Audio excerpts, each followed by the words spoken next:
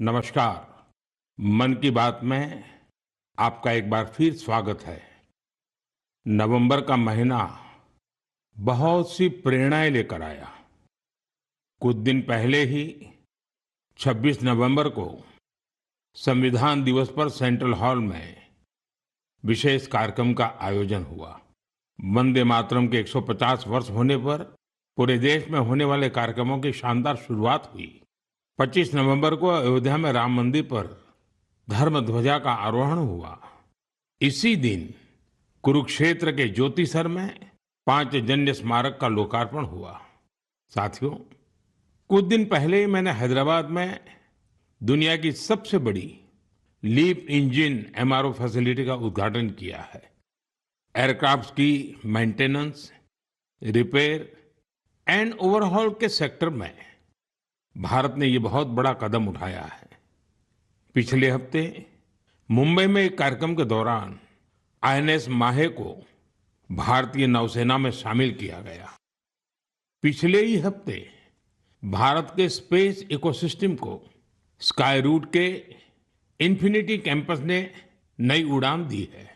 ये भारत की नई सोच, इनोवेशन और यूथ पावर का प्रतिबिंब बना है। साथियों, कृषि क्षेत्र में भी देश ने बड़ी उपलब्धि हासिल की। भारत ने 357 मिलियन टन के खाद्यान्न उत्पादन के साथ एक ऐतिहासिक रिकॉर्ड बनाया है। 357 मिलियन टन। 10 साल पहले की तुलना में भारत का खाद्यान्न उत्पादन 100 मिलियन टन और बढ़ गया है। खेलों की दुनिया में भी भारत का परचम लहराया है। कुछ दिन पहले ही भारत को कॉमनवेल्थ खेलों की मेजबानी का भी ऐलान हुआ। ये उपलब्धियां देश की है, देशवासियों की है और मन की बात देश के लोगों की ऐसी उपलब्धियों को, लोगों के सामूहिक प्रयासों को जन सामने लाने का एक बेहतरीन मंच है। साथियों, अगर मन में लगन हो, सामूहिक शक्ति पर, टीम की तरह काम करने पर विश्वास हो, गिरकर फिर से उठ खड़े होने का साहस हो, तो कठिन से कठिन काम में भी सफलता सुनिश्चित हो जाती है। आप उस दौर की कल्पना करिए जब सैटेलाइट नहीं थी, जीपीएस सिस्टम नहीं था, नेविगेशन की कोई सुविधाएं नहीं होती थी। तब भी हमारे नाविक बड़े बड़े जहाज लेकर समंदर में निकल जाते थे और तय स्थानों पर पहुंचते थे। अब समंदर से आगे बढ़कर दुनिया के देश अंतरिक्ष की अनंत ऊंचाई को नाप रहे हैं। चुनौती वहां भी वही है।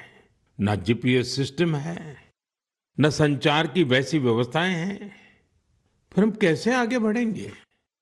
साथियों, कुछ दिनों पहले सोशल मीडिया पर एक वीडियो ने मेरा ध्यान खींचा।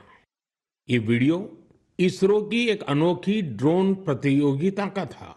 इस वीडियो में हमारे देश के युवा और खासकर हमारे जैन जी मंगल ग्रह जैसी परिस्थितियों में ड्रोन उड़ाने की कोशिश कर रहे थे। ड्रोन उड़ते थे, कुछ पल संतुलन में रहते थे, फिर अचानक जमीन पर गिर पड़ते थे। जानते हैं क्यों? क्योंकि यहां जो ड्रोन उड़ रहे थे उनमें जीपीएस का सपोर्ट बिल्कुल नहीं था। मंगल ग्रह पर जीपीएस संभव नहीं, इसलिए ड्रोन को कोई बाहरी संकेत या गाइडेंस नहीं मिल सकता। ड्रोन को अपने कैमरे और इन बिल्ड सॉफ्टवेयर के सहारे उड़ना था। उस छोटे से ड्रोन को जमीन के पैटर्न पहचानने थे, ऊंचाई मापनी थी, बाधाएं समझनी थी और खुद ही सुरक्षित उतरने का रास्ता ढूंढना था। इसलिए ड्रोन भी एक के बाद एक गिरे जा रहे थे। साथियों, इस प्रतियोगिता में पुणे के युवाओं की एक टीम ने कुछ हद तक सफलता पाई। उनका ड्रोन भी कई बार गिरा, क्रैश हुआ, पर उन्होंने हार नहीं मानी। कई बार के प्रयास के बाद इस टीम का ड्रोन मंगल ग्रह की परिस्थिति में कुछ देर उड़ने में कामयाब रहा। साथियों, ये वीडियो देखते हुए मेरे मन में एक और दृश्य उभर आया। वो दिन जब चंद्रयान 2 संपर्क से बाहर हो गया था। उस दिन पूरा देश और खासकर वैज्ञानिक कुछ पल के लिए निराश हुए थे। लेकिन साथियों, असफलता ने उन्हें रोका नहीं। उसी दिन उन्होंने चंद्रयान-3 की सफलता की कहानी लिखनी शुरू कर दी। यही कारण है कि जब चंद्रयान-3 ने सफल लैंडिंग की, तो वो सिर्फ एक मिशन की सफलता नहीं थी, वो तो असफलता से निकलकर बनाए गए विश्वास की सफलता थी। इस वीडियो में जो युवा दिख रहे हैं, उनकी आंखों में मुझे वही चमक दिखाई दी। हर बार जब मैं हमारे युवाओं की लगन और वैज्ञानिकों के समर्पण को देखता हूं, तो मन उत्साह से भर जाता है। युवाओं की यही लगन विकसित भारत की बहुत बड़ी शक्ति है। मेरे प्यारे देशवासियों, आप सभी शहद की मिठास से जरूर परिचित होंगे, लेकिन अक्सर हमें ये नहीं पता चलता इसके पीछे कितने लोगों की मेहनत है, कितनी परंपराएं हैं और प्रकृति के साथ कितना सुंदर तालमेल है। साथियों, जम्मू कश्मीर के पहाड़ी इलाकों में वन तुलसी यानी सुलाई सुलाई के फूलों से यहाँ की मधुमक्खियां बेहद अनोखा शहद बनाती हैं। ये सफेद रंग का शहद होता है, जिसे रामबन सुलाई हनी कहा जाता है। कुछ वर्षों पहले ही रामबन सुलाई हनी को जीआई टैग मिला है। इसके बाद इस शहद की पहचान पूरे देश में बन रही है। साथियों, दक्षिण कन्नड़ा जिले के पुत्तूर में वहां की वनस्पतियां शहद उत्पादन के लिए उत्कृष्ट मानी जाती हैं। यहाँ ग्रामजन्य नाम की किसान संस्था इस प्राकृतिक उपहार को नई दिशा दे रही है। ग्रामजन्य ने यहाँ एक आधुनिक प्रोसेसिंग यूनिट बनाया। लैब, बॉटलिंग, स्टोरेज और डिजिटल ट्रैकिंग जैसी सुविधाएं जोड़ी गई। अब यही शहद ब्रांडेड उत्पाद बनकर गांवों से शहरों तक पहुंच रहा है। इस प्रयास का लाभ 2,500 से अधिक किसानों को मिला है। साथियों, कर्नाटका के ही तुमकुर जिले में शिवगंगा कालिंजिया नाम की संस्था का प्रयास भी बहुत सराहनीय है। इनके द्वारा यहाँ हर सदस्य को शुरुआत में 2 बी बॉक्सेस दिए जाते हैं। ऐसा करके इस संस्था ने अनेकों किसानों को अपने अभियान से जोड़ दिया है। अब इस संस्था से जुड़े किसान मिलकर शहद निकालते हैं, बेहतरीन पैकेजिंग करते हैं और स्थानीय बाजार तक पहुंचाते हैं। इससे उन्हें लाखों की कमाई भी हो रही है। ऐसा ही एक उदाहरण नागालैंड के क्लिफ हनी हंटिंग का है। नागालैंड के चोकलांगन गांव में खियामनी यांगन जनजाति सदियों से शहद निकालने का काम करती आई है। यहाँ मधुमक्खियों पेड़ों पर नहीं, बल्कि ऊंची चट्टानों पर अपने घर बनाती हैं। इसलिए शहद निकालने का काम भी बहुत जोखिम भरा होता है। इसलिए यहाँ के लोग मधुमक्खियों से पहले सौम्यता से बात करते हैं, उनसे अनुमति लेते हैं, उन्हें बताते हैं कि आज वे शहद लेने आए हैं। इसके बाद शहद निकालते हैं। साथियों, आज भारत हनी प्रोडक्शन में नए रिकॉर्ड बना रहा है। 11 साल पहले देश में हनी का उत्पादन 76,000 मैट्रिक टन था। अब ये बढ़कर 1.5 लाख मैट्रिक टन से भी ज्यादा हो गया है। बीते कुछ वर्षों में शहद का एक्सपोर्ट भी 3 गुना से ज्यादा बढ़ गया है। हनी मिशन कार्यक्रम के तहत खादी ग्रामोद्योग ने भी 2.25 लाख से ज्यादा बी बॉक्सेस लोगों में बांटे हैं। इससे हजारों लोगों को रोजगार के नए अवसर मिले हैं। यानी देश के अलग अलग कोनों में शहद की मिठास भी बढ़ रही है और ये मिठास किसानों की आय भी बढ़ा रही है। मेरे प्यारे देशवासियों, हरियाणा के कुरुक्षेत्र में महाभारत का युद्ध हुआ था, ये हम सभी जानते हैं। लेकिन युद्ध के इस अनुभव को अब आप वहां महाभारत अनुभव केंद्र में भी साक्षात महसूस कर सकते हैं। इस अनुभव केंद्र में महाभारत की गाथा को 3D light and sound show और डिजिटल टेक्निक से दिखाया जा रहा है। 25 नवंबर को जब मैं कुरुक्षेत्र गया था, तो इस अनुभव केंद्र के अनुभव ने मुझे आनंद से भर दिया था।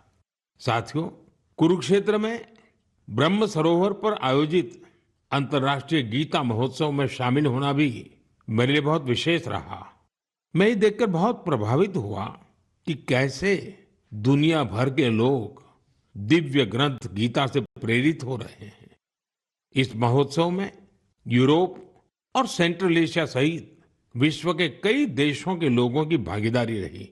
इस महीने की शुरुआत में सऊदी अरब में पहली बार किसी सार्वजनिक मंच पर गीता की प्रस्तुति की गई है। यूरोप के लातविया में भी एक यादगार गीता महोत्सव आयोजित किया गया। इस महोत्सव में लातविया, एस्टोनिया, लिथुआनिया और अल्जीरिया के कलाकारों ने बढ़ चढ़ करके हिस्सा लिया। साथियों, भारत की महान संस्कृति में शांति और करुणा का भाव सर्वोपरि रहा है। आप दूसरे विश्व युद्ध की कल्पना कीजिए, जब चारों ओर विनाश का भयावह माहौल बना हुआ था। ऐसे मुश्किल समय में गुजरात के नवानगर के जाम साहब महाराजा दिग्विजय सिंह जी ने जो महान कार्य किया, वो आज भी हमें प्रेरणा देता है।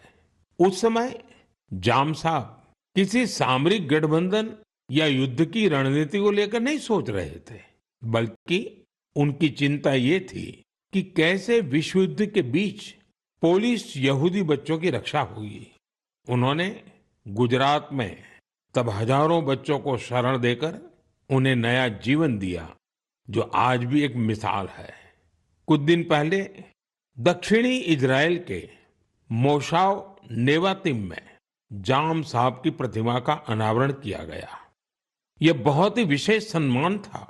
पिछले वर्ष पोलैंड के वार्सो में मुझे जाम साहब के स्मारक पर श्रद्धा सुमन अर्पित करने का सौभाग्य मिला था। मेरे लिए वो क्षण अविस्मरणीय रहेगा। मेरे प्यारे देशवासियों, कुछ दिनों पहले मैं नेचुरल फार्मिंग के एक विशाल सम्मेलन में हिस्सा लेने कोयम्बटूर गया था।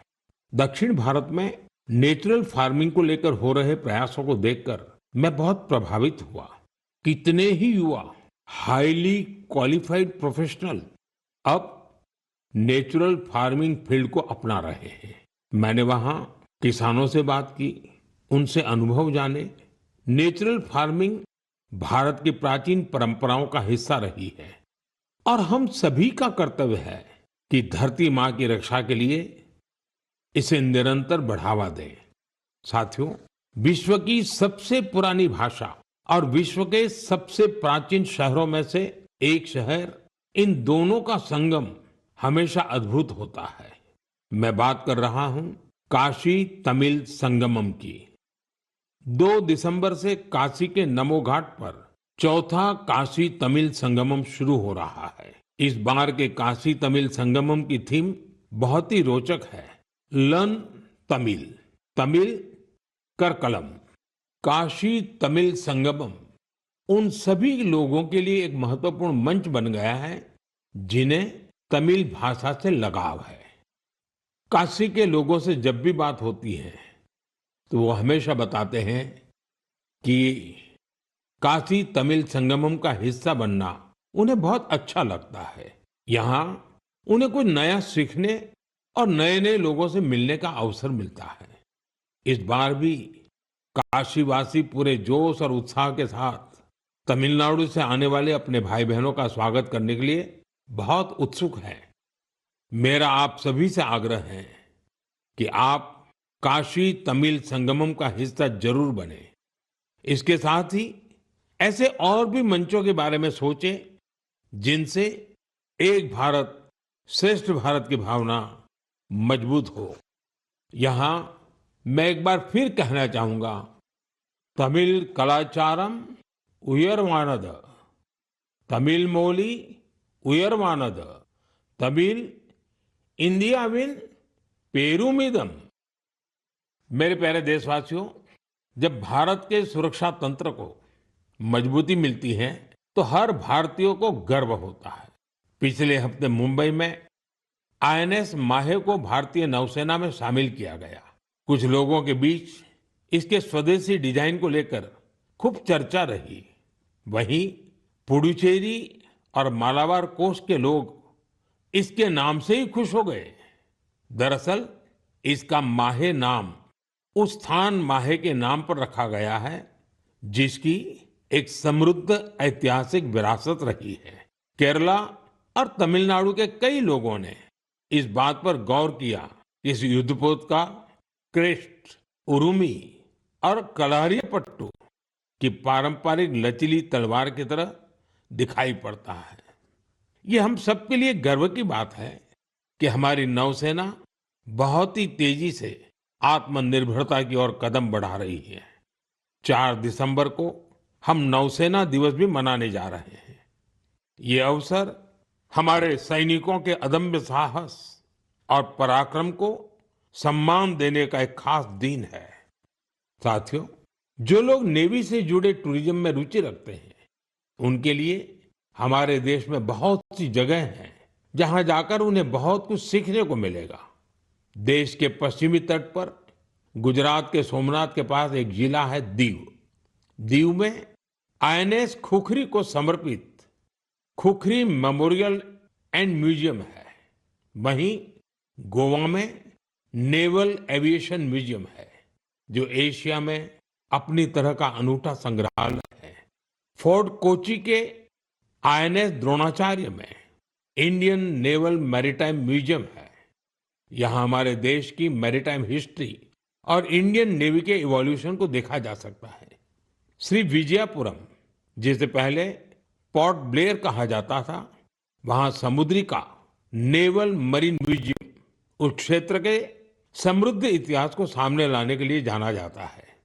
कारवार के रविंद्रनाथ टैगोर बीच पर वॉरशिप म्यूजियम में मिसाइलों और हथियारों की रिप्लिका रखी गई है। विशाखापट्टनम में भी एक सबमरीन, हेलीकॉप्टर और एयरक्राफ्ट म्यूजियम है जो इंडियन नेवी से जुड़ा है। मैं आप सभी से, विशेषकर मिलिट्री हिस्ट्री में रुचि रखने वाले लोगों से आग्रह करता हूं कि आप इन म्यूजियम्स को देखने जरूर जाएं। मेरे प्यारे देशवासियों, सर्दियां आ गई हैं और साथ ही सर्दियों से जुड़े टूरिज्म का भी समय आ गया है। दुनिया के कई देशों ने सर्दियों में होने वाले टूरिज्म को, विंटर टूरिज्म को अपनी अर्थव्यवस्था का बहुत बड़ा आधार बना दिया है। अनेक देशों में दुनिया के सबसे सफल विंटर फेस्टिवल और विंटर स्पोर्ट्स मॉडल है। इन देशों ने skiing, snowboarding, snow trekking, ice climbing और फैमिली स्नो पार्क्स जैसे अनुभवों को अपनी पहचान बनाया है। इन्होंने अपने विंटर फेस्टिवल्स को भी वैश्विक आकर्षण में बदला है। साथियों, हमारे देश में भी विंटर टूरिज्म की हर क्षमता मौजूद है। हमारे पास पहाड़ भी हैं, संस्कृति भी है और एडवेंचर की असीम संभावनाएं भी हैं। मुझे खुशी है इन दिनों उत्तराखंड का विंटर टूरिज्म लोगों को बहुत आकर्षित कर रहा है। सर्दियों के मौसम में औली, मुनस्यारी, चोपटा और डेहरा जैसी जगहें खूब पॉपुलर हो रही हैं। अभी कुछ सप्ताह पहले पिथौरागढ़ जिले में 14,500 फुट से अधिक की ऊंचाई पर आदि कैलाश में राज्य की पहली high altitude ultra run marathon का आयोजन किया गया था। इसमें देश भर के 18 राज्यों से 750 से ज्यादा एथलीट्स ने हिस्सा लिया था। 60 किलोमीटर लंबी आदि कैलाश परिक्रमा रन का प्रारंभ कड़कड़ाती सर्दी में सुबह 5 बजे हुआ था। इतनी ठंड के बावजूद भी लोगों का उत्साह देखते ही बनता था। आदि कैलाश की यात्रा पर जहां 3 साल पहले तक मात्र 2000 से कम पर्यटक आते थे, अब यह संख्या भी बढ़कर 30,000 से अधिक हो गई है। साथियों, कुछ ही हफ्तों में उत्तराखंड में विंटर गेम्स का आयोजन भी होना है। देश भर के खिलाड़ी, एडवेंचर प्रेमी और खेलों से जुड़े लोग इस आयोजन को लेकर उत्साहित हैं। स्कीइंग हो या स्नोबोर्डिंग, बर्फ पर होने वाले कई खेलों की तैयारियां शुरू हो चुकी हैं। उत्तराखंड ने विंटर टूरिज्म को बढ़ाने के लिए कनेक्टिविटी और इंफ्रास्ट्रक्चर पर भी फोकस किया है। होम स्टे को लेकर नई पॉलिसी भी बनाई गई है। साथियों, सर्दियों में बेड इन इंडिया अभियान की भी अलग धूम होती है। सर्दियों की सुनहरी धूप हो, पहाड़ से उतरते कोहरे की चादर हो, डेस्टिनेशन वेडिंग के लिए पहाड़ भी अब खूब पॉपुलर हो रहे हैं। कई शादियां तो अब खास तौर पर गंगा जी के किनारे हो रही है। साथियों, सर्दियों के इन दिनों में हिमालय की वादियां एक ऐसे अनुभव का हिस्सा बन जाती हैं जो जीवन भर साथ रहता है। अगर आप इस सर्दी में कहीं जाने का विचार कर रहे हैं तो हिमालय की वादियों का विकल्प जरूर रखिएगा। साथियों, कुछ हफ्ते पहले मैं भूटान गया था। ऐसे दौरों में अलग अलग प्रकार के संवाद और चर्चाओं का अवसर मिलता है। अपनी इस यात्रा में मैंने भूटान के राजा, वर्तमान राजा के पिताजी, जो खुद भी पहले राजा रह चुके हैं, वहां के प्रधानमंत्री और अन्य लोगों से मुलाकातें की। इस दौरान हर किसी से एक बात जरूर सुनने को मिली। सभी लोग वहां बुद्धिस्ट रिलिक्स यानी भगवान बुद्ध के पवित्र अवशेष भेजे जाने को लेकर भारतवासियों का आभार जता रहे थे। मैंने जब भी यह सुना तो मेरा हृदय गर्व से भर उठा। साथियों, भगवान बुद्ध के पावन अवशेषों को लेकर कई अन्य देशों में भी ऐसा ही उत्साह देखने को मिला है। पिछले महीने ही नेशनल म्यूजियम से इन पवित्र अवशेषों को रूस के कलमिकिया ले जाया गया था। यहाँ बौद्ध धर्म का विशेष महत्व है। मुझे बताया गया कि इनके दर्शन के लिए रूस के दूर दराज से भी बहुत बड़ी संख्या में लोग वहां पहुंचे। इन पवित्र अवशेषों को मंगोलिया, वियतनाम और थाईलैंड भी ले जाया जा चुका है। हर जगह लोगों का भारी उत्साह देखने को मिला है। इनके दर्शन के लिए थाईलैंड के राजा भी पहुंचे थे। पूरे विश्व में भगवान बुद्ध के पवित्र अवशेषों के प्रति इस प्रकार का गहरा जुड़ाव देखकर मन भाव विभोर हो उठता है। यह सुनकर बहुत अच्छा लगता है कि कैसे इस तरह की कोई पहल दुनिया भर के लोगों को आपस में जोड़ने का माध्यम बन जाती है। मेरे प्यारे देशवासियों, मैं आप सभी से हमेशा वोकल फॉर लोकल के मंत्र को साथ लेकर चलने की बात करता हूं। अभी कुछ दिनों पहले G20 शिखर सम्मेलन के दौरान जब विश्व के कई नेताओं को उपहार देने की बात आई तो मैंने फिर कहा, वोकल फॉर लोकल। मैंने देशवासियों की ओर से विश्व के नेताओं को जो उपहार भेंट किए उसमें इस भावना का विशेष ध्यान रखा गया। G20 के दौरान मैंने दक्षिण अफ्रीका के राष्ट्रपति को नटराज की कांस्य प्रतिमा भेंट की। ये तमिलनाडु के तंजावुर की सांस्कृतिक विरासत से जुड़ी चौलकालीन शिल्पकला का अद्भुत उदाहरण है। कनाडा के प्रधानमंत्री को चांदी के अश्व की प्रतिकृति दी गई। यह राजस्थान के उदयपुर की बेहतरीन शिल्पकला को दर्शाती है। जापान के प्रधानमंत्री को चांदी की बुद्ध की प्रतिकृति भेंट की गई। इसमें तेलंगाना और करीमनगर की प्रसिद्ध सिल्वर क्राफ्ट की बारीकी का पता चलता है। इटली की प्रधानमंत्री को फूलों की आकृतियों वाला सिल्वर मिरर उपहार में दिया। ये भी करीमनगर की ही पारंपरिक धातु शिल्पकला को प्रदर्शित करता है।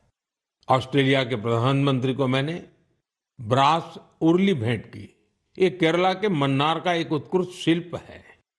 मेरा उद्देश्य था कि दुनिया भारत के शिल्प, कला और परंपरा के बारे में जाने और हमारे कारीगरों की प्रतिभा को ग्लोबल मंच मिले।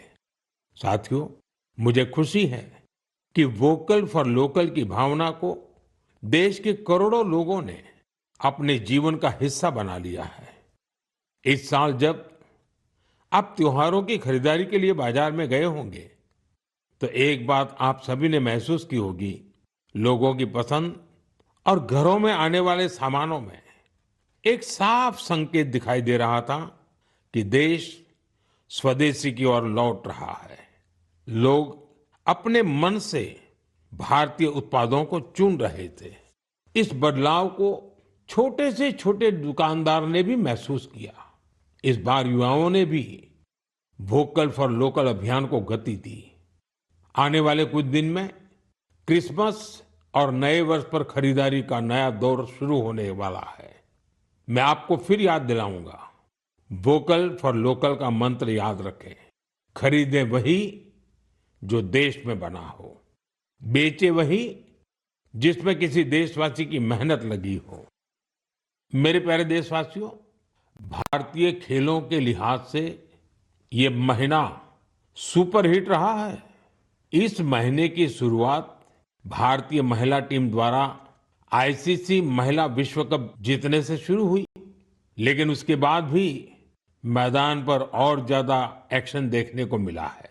कुछ दिन पहले ही टोक्यो में डेफ ओलंपिक्स हुए हैं, जहां भारत ने अपना अब तक का सर्वश्रेष्ठ प्रदर्शन करते हुए 20 मेडल जीते हैं। हमारी महिला खिलाड़ियों ने भी कबड्डी वर्ल्ड कप जीतकर इतिहास ही रच दिया। पूरे टूर्नामेंट में उन्होंने बेहतरीन प्रदर्शन करके हर भारतवासी का मन जीत लिया। वर्ल्ड बॉक्सिंग कप फाइनल्स में भी हमारे खिलाड़ियों का प्रदर्शन शानदार रहा, जहां उन्होंने 20 मेडल जीते। साथियों, जिस बात की और भी अधिक चर्चा हो रही है वो है हमारी महिला टीम का ब्लाइंड क्रिकेट वर्ल्ड कप जीतना। बड़ी बात यह है कि हमारी इस टीम ने बिना एक भी मैच हारे इस टूर्नामेंट को जीता है। देशवासियों को इस टीम के हर खिलाड़ी पर बहुत गर्व है। मेरी इस टीम से प्रधानमंत्री निवास पर मुलाकात हुई। वाकई इस टीम का हौसला, उनका जज्बा हमें बहुत कुछ सिखाता है।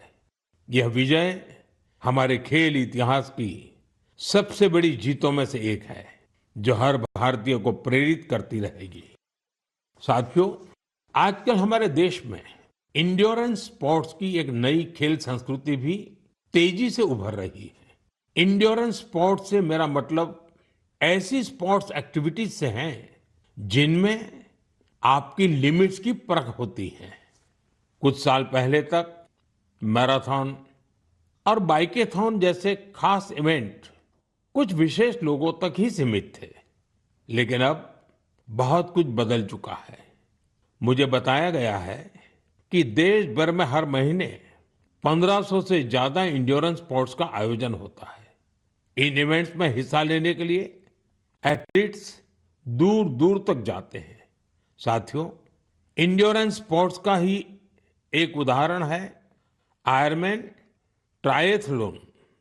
आप कल्पना करिए, यदि आपको यह बताया जाए कि आपके पास एक दिन से भी कम समय है और आपको ये 3 काम करने हैं: समंदर में 4 किलोमीटर तक तैरना, 180 किलोमीटर साइकिल चलाना और करीब 42 किलोमीटर की मैराथन दौड़ लगाना, तो आप सोचेंगे कि कैसे संभव है।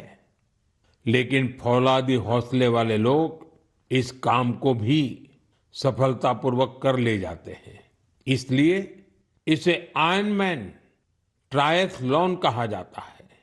गोवा में हाल ही में ऐसा ही एक आयोजन किया गया।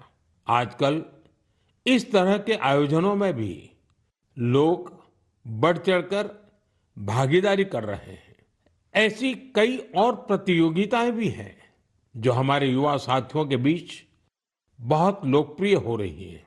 आजकल कई लोग fit India, Sundays on cycle जैसे कार्यक्रमों में हिस्सा लेने के लिए साथ आ रहे हैं। ये सब ऐसी चीजें हैं जिनसे फिटनेस को बढ़ावा मिल रहा है। साथियों, आपसे हर महीने मिलना मेरे लिए हमेशा एक नया अनुभव होता है। आपकी गाथाएं, आपके प्रयास मुझे नए सिरे से प्रेरित करते हैं। अपने संदेशों में आप जो सुझाव भेजते हैं, जो अनुभव साझा करते हैं, उससे हमें इस कार्यक्रम में भारत की विविधता को समेट लेने की प्रेरणा मिलती है। जब हम अगले महीने मिलेंगे तब 2025 खत्म होने वाला होगा। देश के ज्यादातर हिस्सों में अब ठंड भी तेज होती जाएगी। सर्दियों के मौसम में आप अपना और अपने परिवार का विशेष ध्यान रखें। अगले महीने हम कुछ नए विषयों, नए व्यक्तित्वों की चर्चा जरूर करेंगे। बहुत बहुत धन्यवाद। नमस्कार।